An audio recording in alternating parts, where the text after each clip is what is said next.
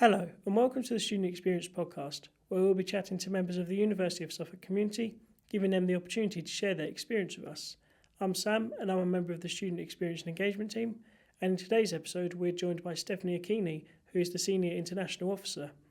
We discussed her role at the university, the growth of the international student community, and the support the university provides to international students.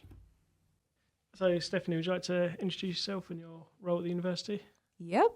So my name is Stephanie Akinyi. I'm a senior international officer within the international team in the wider marketing and communication and international directorate. Perfect. So could you tell us a bit more about how you support students? Okay, so the international team, which is where I'm based as a senior international officer, is responsible for the recruitment of international students who study with us here at University of Suffolk. So obviously, we are currently recruiting students from two main regions, that's South Asia and Africa. I have responsibility of Africa. So my day-to-day job basically involves talking to international students in various markets in Africa, trying to give them insight about the courses we offer, if they would be beneficial for them in terms of like their career progression or if they would be interested in. If we get prospective students who would want to then apply, we then take them through the process of applying. We work with various stakeholders. So we have agents, international schools, also ministries from different countries and different sponsorship bodies who are involved in the process of student recruitment. Yeah, so what would you say are some of the biggest challenges that international students face when they arrive here? That's kind of a varied question, so to say, because it depends on different international students. Some international students are very well traveled, hence when they come to the UK, they pretty much have an idea about what to expect, how to go about the different processes of settling down. But with that said, there are others who've never been outside their home country. And some of the challenges include like a change of culture. So they're really not aware about the British culture.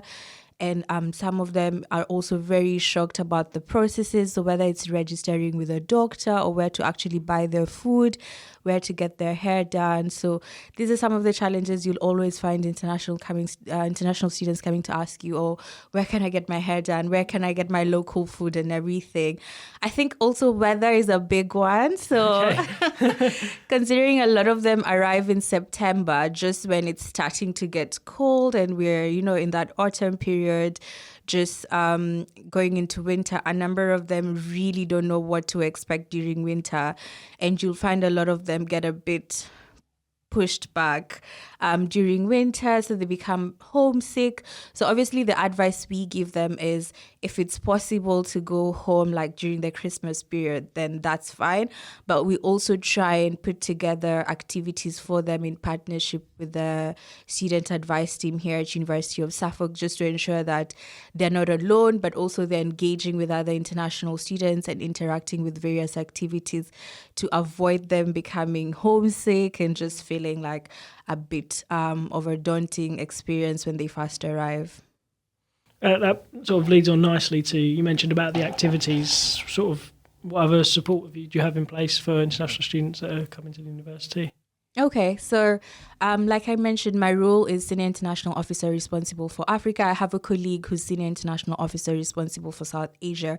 Between the two of us, we walk sort of like the first journey with them, which is applying, trying to get the right documentation, trying to get their visas done. When they arrive here, we sort of like hand them over to the student advice team. So that's the student life team with colleagues who then sort of like take up the whole student life experience. So organizing activities, sort of like socializing and getting them engaged, but also ensuring that they have the right type of visa, they're following the regulations and rules set for a UK student visa. They also do a lot of like career enhancement programs for them. So they work very closely with the career zone team who then look at like part-time opportunities for them, placements if they're on programs which require a placement.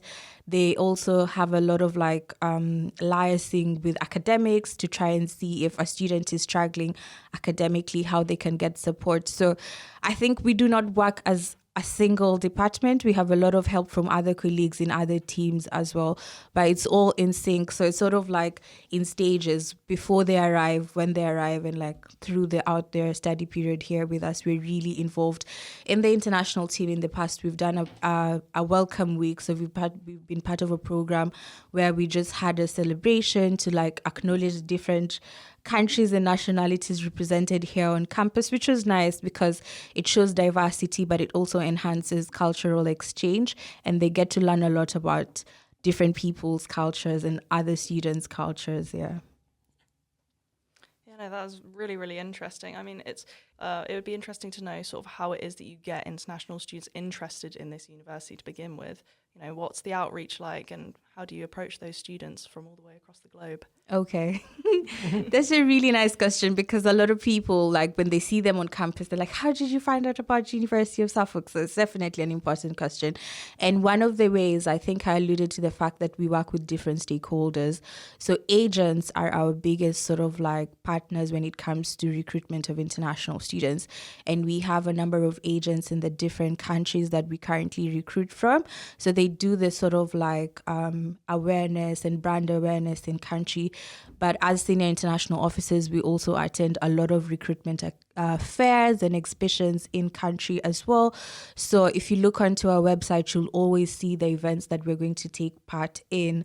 The British Council in each country as well works very closely with us. So we are able to sort of like share information, share some of the programs and the good stories coming up for us as University of Suffolk with the British Council, who then has a lot of presence in the different markets to share with the students, because that's a platform where a lot of students needing to come and study in the UK go to for information.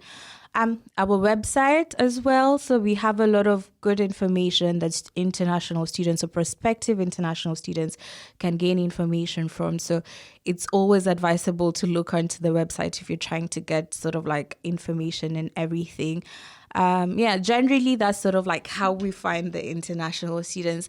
We've also done bespoke events where we've either gone with academics to deliver like a guest lecture in the different markets, or academics have sort of like done virtual sessions to give more insight about the programs that they teach in.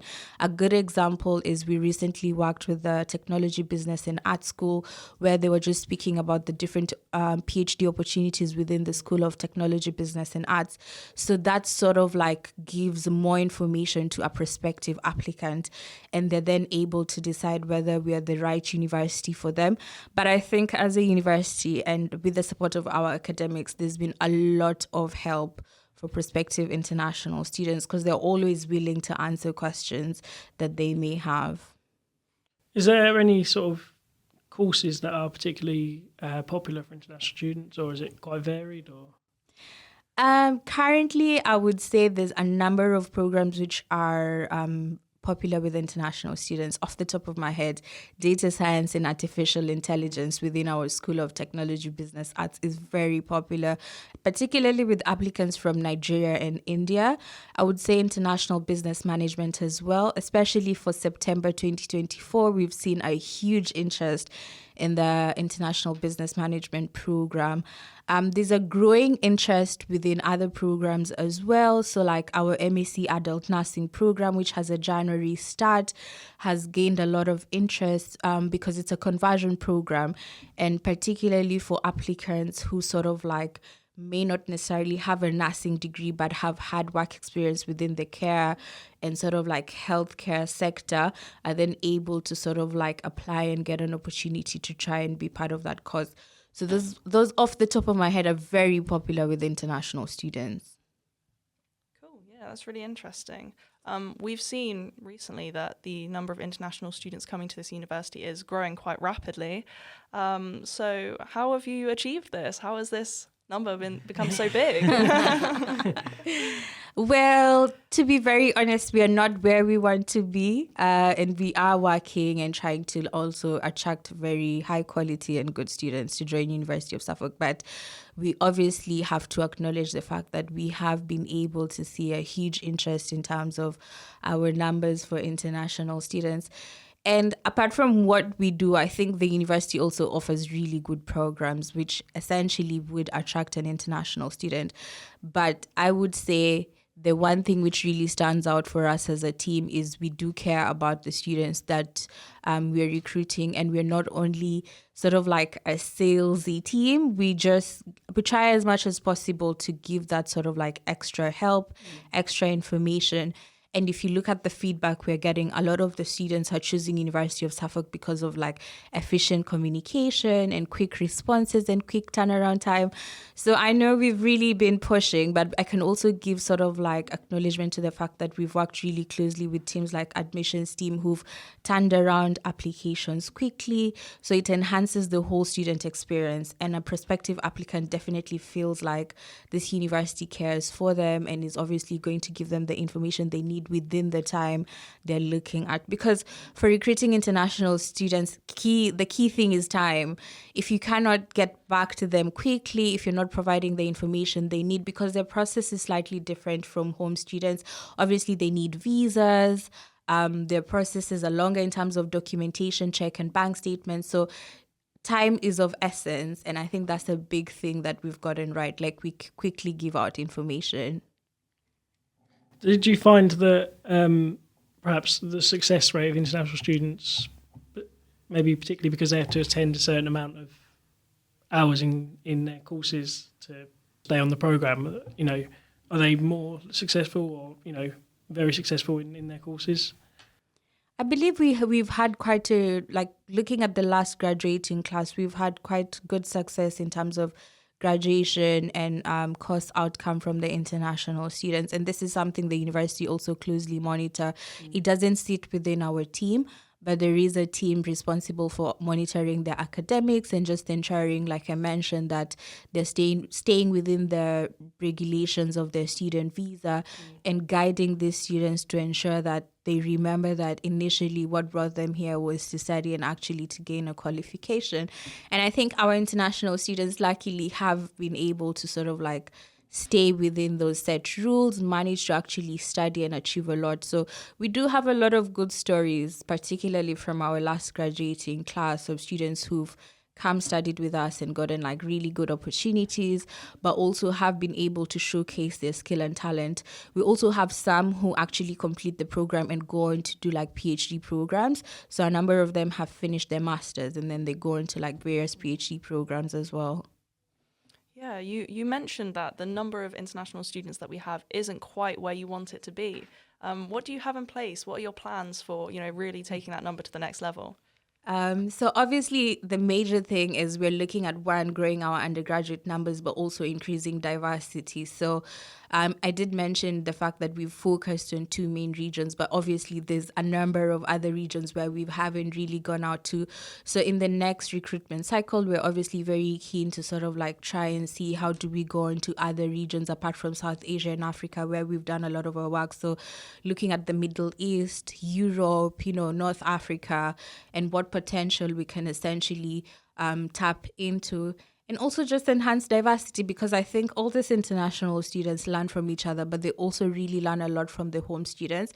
And that interaction is really good for both the home students and international students. But for us as a university, then it means that we're increasing our diversity and the different sort of like outcomes from various backgrounds. So we do have a lot in place, and we're hoping to be able to venture out into these other regions. That obviously means more work for us, but I can tell you, starting from our associate director, everyone is really excited and is willing to take up the task to ensure that our diversity is actually increased. Yeah. And I guess with the success of the students and how much they enjoy the course, they're going to potentially be recommending their course to their peers, and that's another sort of way to maybe increase numbers as well. I think that's definitely something which has worked well for this particular September 2024 cohort, because we do have students who've simply applied to us based on like word of mouth. So either they have a friend or a brother who's come studied with us, has had a really good experience and has shared this with them. So I think the good stories always go a long way, and we are very glad that students are actually having a good experience and going on to share this with their family and friends, because that's definitely one of the things that attracts students to us for sure.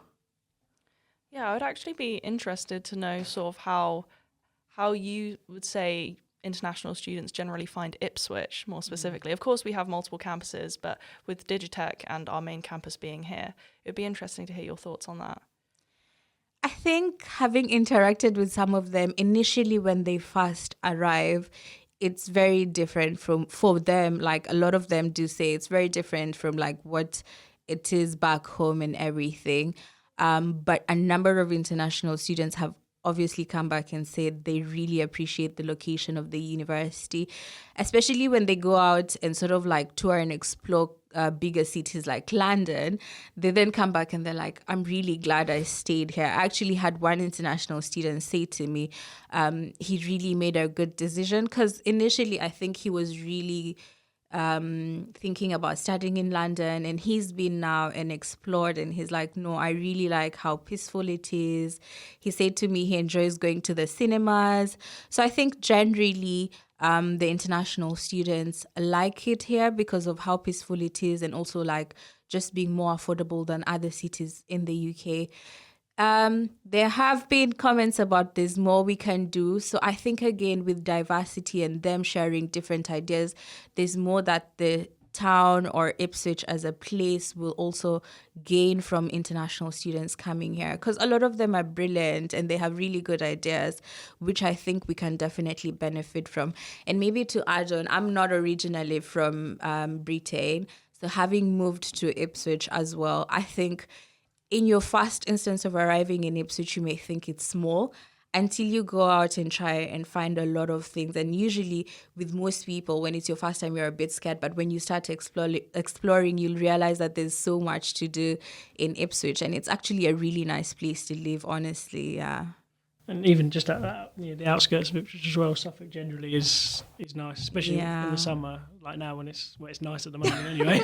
Yeah, definitely. Not so much in the winter, but today is nice. It's nice and sunny. Yeah, but it's very beautiful, honestly.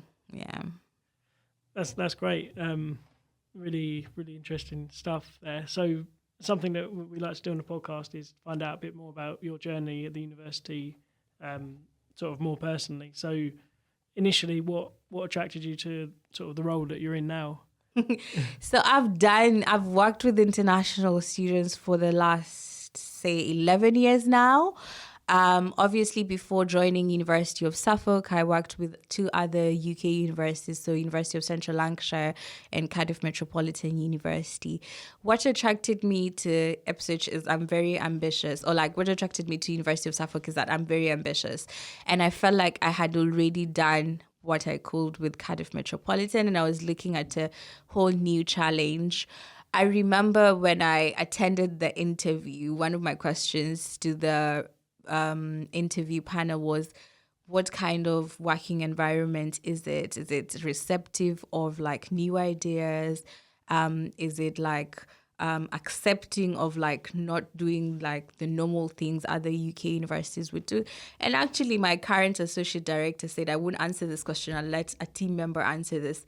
Now that I'm here, I'm actually very glad, and I can attest to the fact that it's a very ambitious university. There's so many opportunities of growth and development with the University of Suffolk, and it has a very bright future because there's so many new things that are being constantly revamped and redeveloped and reintroduced. So I think I'm very happy that I made the move to actually take up the role. Working with international students or students in general is very fulfilling because it's actually so heartwarming to see someone start their journey and think about, oh, this is what I want to become, and then they actually become, and they're inviting you for graduation and you're seeing them achieve loads in terms of their career. So it's very fulfilling, and honestly every day of my life I think I'm really glad that I do what I do, because it's life-changing, but it's also very encouraging in the sense that this is the next generation and they have a huge impact if they're supported properly and given like the opportunity to thrive. Yeah. Yeah, no, that was amazing. You have such a way with words, actually. So you were attracted to the university because it is growing, it's evolving. So how long have you been with the university now? It's literally going to be 1 year on the 22nd of August. Wow. Yeah. Cool. So I started last year, 22nd of August. So this year will be 1 year since I joined University of Suffolk. I bet that's sort of flown by as well. It has, Yeah. honestly. I literally feel like it was just the other day when I first moved and, I was trying to find an apartment and everything. And sometimes I think I'm very able to resonate with what international students are going through. But then I'm also able to reassure them that change is good and there's actually a lot of good things that can come out of it. University of Suffolk honestly has so much to offer international students and it's a really good environment. I know I sound biased, but it's a really good environment to actually work and study in. Yeah. All of our guests have said that. So Yeah, well, good certainly track not the only record. one. Yeah. So in terms of your working day, does it vary quite a lot day to day in terms of what you're doing, and is it quite exciting in that respect? Yeah, it's very varied. Like I was literally running to this to this session. So it really depends because the cycle of application is very different, and you think about it as we're just almost like wrapping up the cycle for September 24, but literally we're beginning the recruitment cycle for the next intake, which is January 25. So it's sort of like there are days when it's a bit slow, but most of our days are full packed, and you're either trying to answer an agent or help a student get their visa documentation right, or during this period we're really doing a lot of interviews to actually ensure that they're compliant with the visa rules and that they're likely to get a successful application with their visas. Quite demanding, if I may say so, but very fulfilling, honestly, because no one day is similar. Like you may be doing interviews, but it will never be the same type of interview. You'll really meet students with different ambitions, with different sort of hopes, and their desires are very different. So I may do 5 days of interviews, but each session of an interview will be very different. Or I may be helping a student submit an application, but each session will be quite different because they're all very different. Yeah. Yeah, well, I mean, there's so much variety, but what would you say is your favorite part of the job? If you asked me this question 5 years back, I would have said it was the traveling and getting to meet students from various backgrounds. But right now, honestly, my favorite part of the job is when the students have actually completed their degree, because it's literally I've finished a task. So you see them from day one when they're sending an inquiry and you say, this is how you apply, this is the documents, this is what you need to do, this is how you do your visa.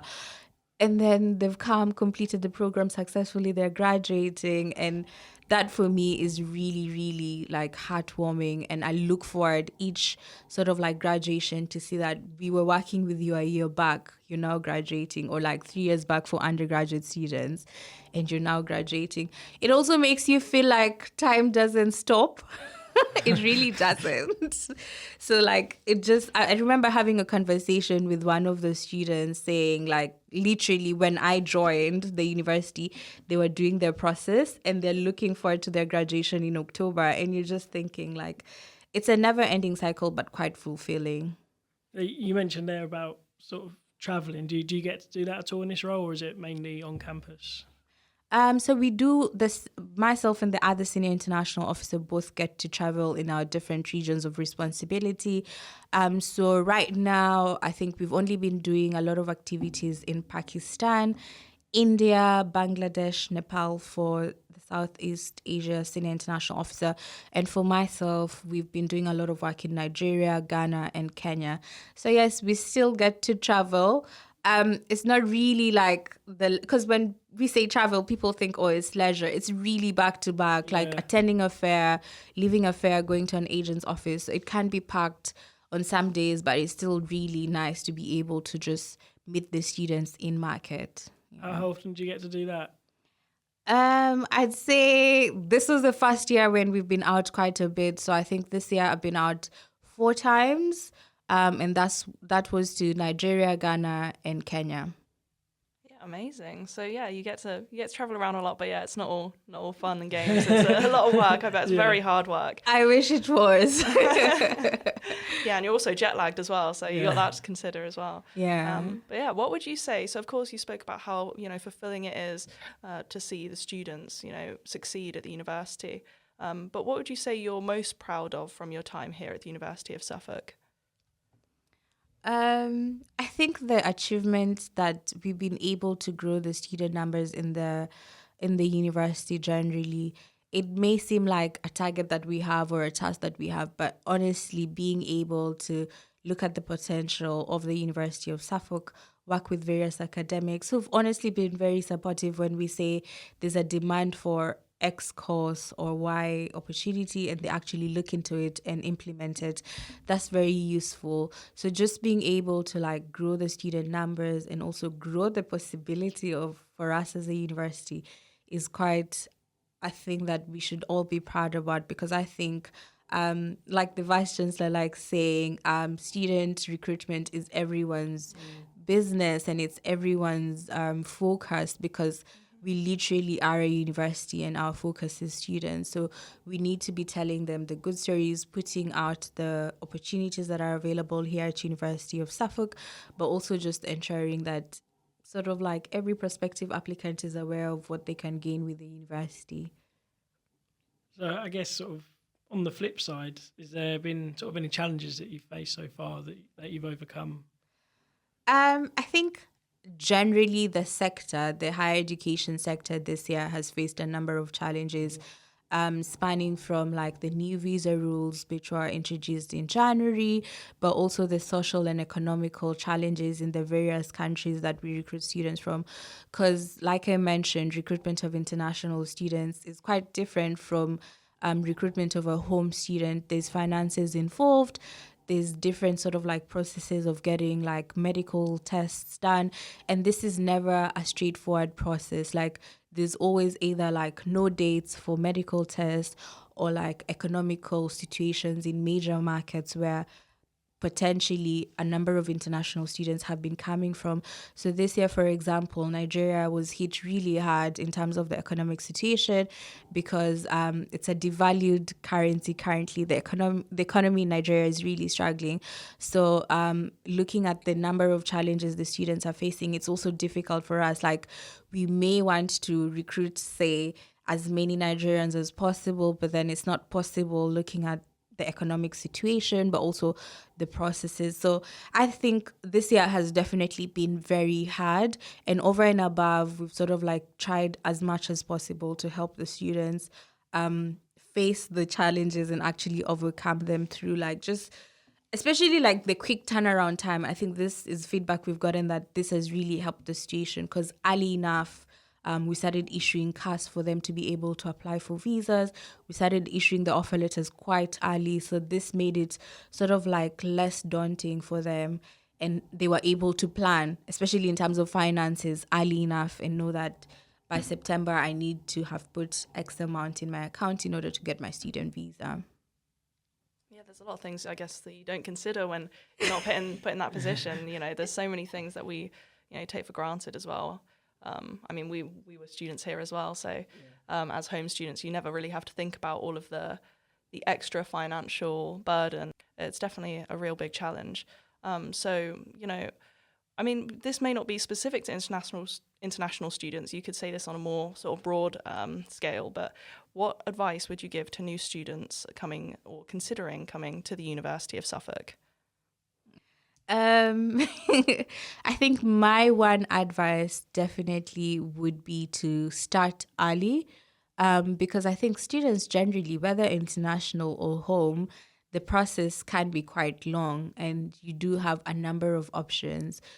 So coming to University of Suffolk, in order for you to get like an admission early, and also to ensure that you're settling down is quite easy, it's very essential to start early, because even for home students, even though you're still coming from the same country, you may be moving from a different part of, say, England or Wales or Scotland, and you do need to settle down. So the earlier you start and you get your things sorted, the easier and the better experience you'll have. So time is really of essence. I think the only other advice I would say is please explore the support that is available in the university, because I think students tend to shy away and they sort of like are struggling with one thing or another, when the university has actually invested in a lot of support in the various teams. So like with careers, in the student union, with the academics.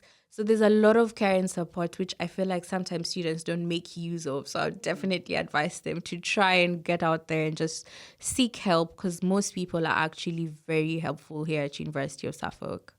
I mean, that's a great thing about this podcast. We learn about what other teams do, and there's a lot of things that we, have no idea about how they work or function. It's just all behind the scenes, particularly in terms of recruitment. We wouldn't have jobs if there are no students here, so we need the students to come in. So you have a very, very important role. So that was really interesting. So we've come to our final question, which is what we call our answer one, ask one question. So what will happen is you're going to answer a question from our previous guest.